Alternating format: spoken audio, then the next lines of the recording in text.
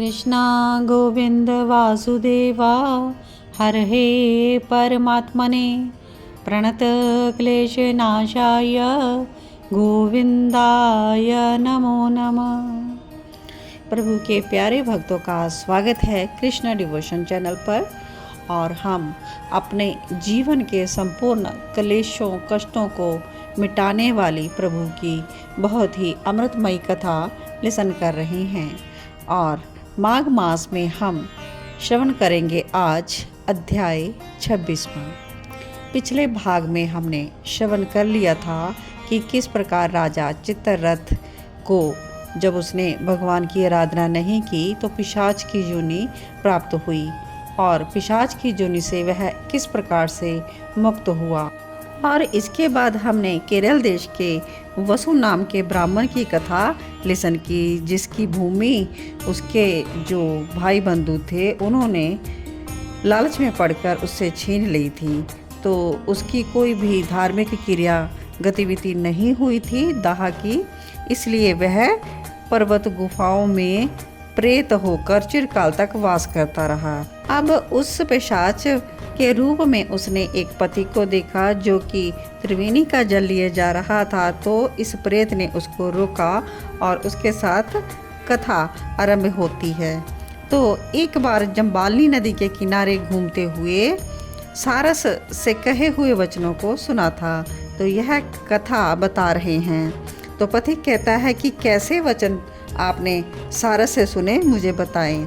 अब प्रेत कहता है कि हे श्रेष्ठ पथिक, इस घने जंगल में कोहरा नाम का नदी पर्वत से निकली है। उसके समीप जल से भरे अनेक सरोवर हैं, जहाँ मतवाले हाथियों से भरे कुंज हैं। वहाँ पर बड़े बड़े कुमकुम जामुन के वृक्ष है। एक दिन घूमता हुआ नदी के तट पर मैं पहुँचा और थकावट दूर करने के लिए वहाँ पर ठहर गया। वहीं पर एक सारस का जोड़ा किसी दूसरे वन से उड़कर आया और वहाँ पर पानी पीकर और अपनी भार्या से रमन करके बाएं पंख में सुख से मस्तक रखकर सो गया।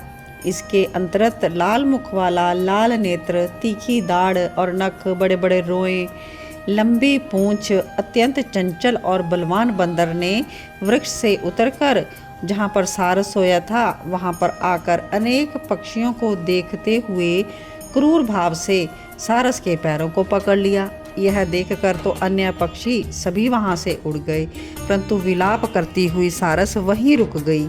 नींद टूटने पर भयभीत होकर उस सारस ने जब नेत्र खोलकर बंदर को देखा तो नम्रवाणी में कहा कि तुमने बिना अपराध मुझको क्यों पकड़ा है? राजा भी केवल अपराधियों को दंड देता है।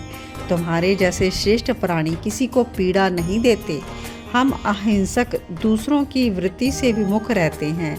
जल की काई खाने, आकाश में उड़ने, वन में रहने, अपने स्त्री से प्रेम करने, दूसरों की स्त्री को त्याज्य समझने, पर निंदा से दूर रहने, चोरी ना करने, बुरों का साथ ना करने, दूसरों को कष्ट ना देने वाले, सर्वदा निरपराध मुझको हे वानर तुम छोड़ दो।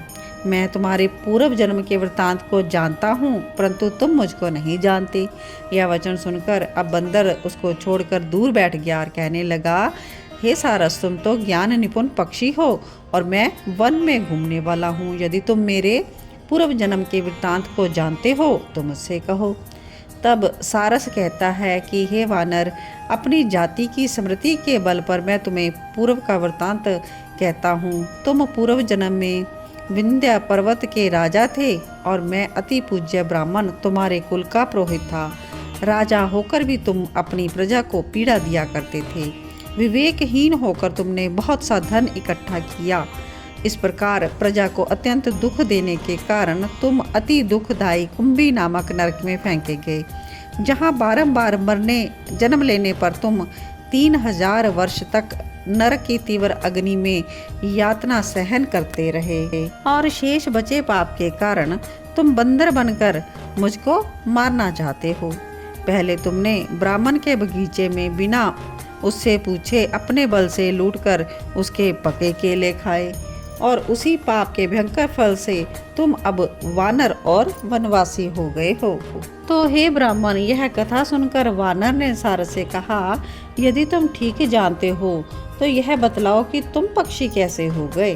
तो सारस कहता है कि मैं पिछले जन्म में सूर्य ग्रहण के अवसर पर नदी के तट पर बहुत से ब्राह्मणों के निमित्त अन्न के जो 100 ढेर दान किए थे, तो मैंने राजा का पुरोहित होने के नाते ब्राह्मणों को तो थोड़ा थोड़ा अन्न दे दिया, बाकी स्वयं रख लिया। तो ब्राह्मणों के निमित्त धन दिया हुआ था, जो अन्न और धन उसका अपहरण करने के कारण मैं कालसूत्र नामक नरक में पड़ा। वहाँ पर तो हमेशा कीड़े रेंगते रहते थे और रक्त पीप से वह भरा था। तो मैं भी नीचे सिर की एक गड़ा रहकर पीप चाटता और मेरे शरीर को बड़े बड़े गिद्ध कौवे कीड़े बराबर काटते खाते थे। तो उस समय मेरा हर क्षण महाकल्प के समान बीतता था। 3000 वर्ष तक इस प्रकार यातना भोगने के बाद फिर मैंने नरक से निकलकर उद्धार पाकर कर्मफल से पक्षी का जन्म पाया। मैं इसका कारण सहित सब वृतांत बताता हूँ। मैंने पूर्व जन्म में एक बहन के घर से कांसे का बर्तन चुरा लिया, ज्वारी को दे दिया, इसी से मैं सारस हो गया था। और इस ब्राह्मणी जो मेरी पत्नी थी, इसने भी कांसे की चोरी की थी। इसी कारण से यह मेरी सहधर्मिणी सारसी हुई। यह तो बीती और वर्तमान की स्थिति है। अब आगे होने वाली वार्ता सुनो।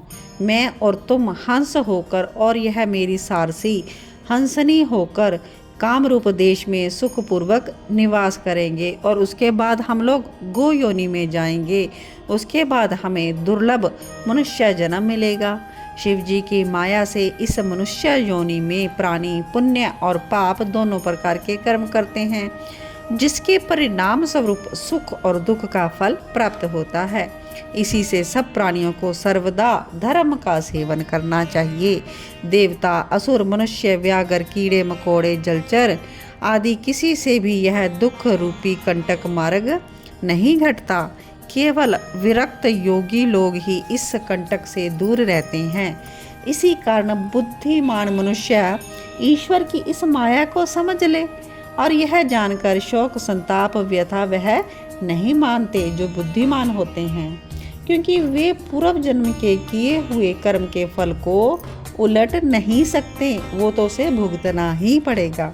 हे वानर, पहले तुम राजा थे, बाद में नरक में गए, अब तुम बंदर हुए हो, फिर भी ऐसा ही जन्म पाओगे।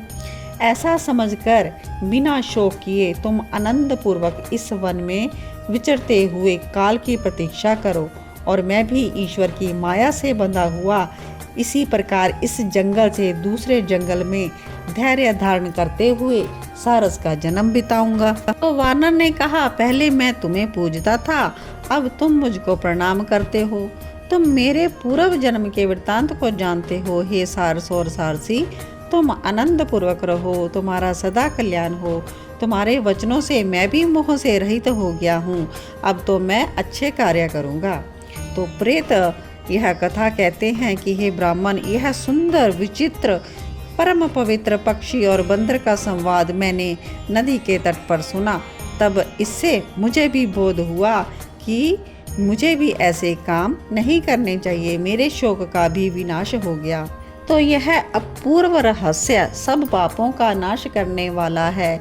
जो कोई भी भक्ति पूर्वक इसको पढ़ लेता है या सुन लेता है, उसका अज्ञान दूर होकर उसे ज्ञान की प्राप्ति होती है। तो बहुत ही सुंदर अध्याय 26 की कथा हमने लिसन की, जो कि प्रभु कृपा से ही हम तक पहुंचनी सुलभ हुई है। और इसमें कुछ और नहीं बल्कि अच्छे कर्मों को करने की प्रेरणा दी जा रही है। किसी भी कारण से अगर हमारे से कोई भी पाप कर्म बन जाता है तो उसका फल हमें भोगना ही पड़ेगा, उसको कोई भी बदल नहीं सकता। तो इससे बेटर यही होगा कि हम अच्छे कर्म करें, अच्छे कार्य करते हुए अपना जीवन व्यतीत करें। और अगर हम प्रभु का धाम चाहते हैं, इस आवागमन कर्मों के फल से छुटकारा चाहते हैं, तो प्रभु की भक्ति में लगे रहें। तो माघ मास चल रहा है और यह संपूर्णता की ओर है, तो इस माघ मास में आप हरि भक्ति जितनी अधिक हो सके ज़रूर करें और इस पुण्य कथा को अपने रिश्तेदारों मित्रों में ज़रूर शेयर करें। तो यह भी हरि भक्ति को प्रसार करने का कार्य एक पुण्यमय कार्य है।